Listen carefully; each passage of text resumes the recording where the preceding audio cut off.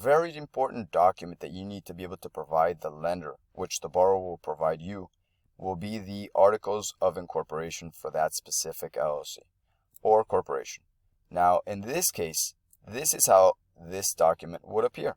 Now, all the way on the top, it'll say articles of incorporation for, and then it'll have the company name, and then it'll have the name of the corporation under Article 1.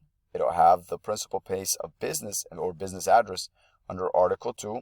It'll have the mailing address as well.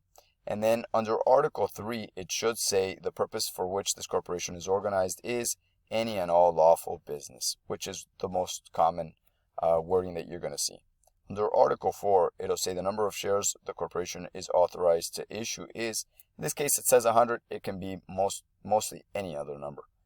Article 5, the name and Florida street address of the registered agent. So the corporation is always going to have a registered agent. In this case, this is for the state of Florida, but all states have a very similar document, and it'll have a filing number all the way on the top right. It'll have the date in which it was filed. All the way on the bottom, it'll say, I certify that I am familiar with and accept the responsibilities of registered agent, and then the registered agent name will appear on the bottom. And all the way on the top right, you're going to have the filing number and the date in which it was filed. Under Article 6, it should have the name and address of the incorporator, which should be the person that actually created the corporation, and their address. The electronic signature of the incorporator will appear here. Most of the states in the U.S. will have the borrower simply complete a digital signature or simply enter their name on a blank space, and it'll be enough to be qualified as an electronic signature.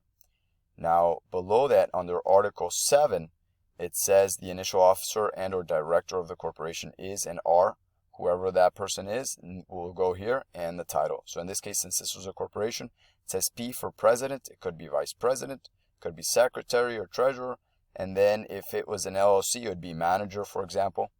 Under Article 8, the effective date of this corporation shall be, and then it'll have the date in which the corporation will be effective.